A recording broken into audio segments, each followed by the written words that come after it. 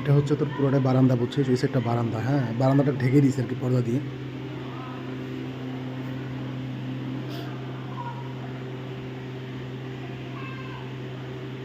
এটা হচ্ছে main gate, এটা হচ্ছে মেন গেট।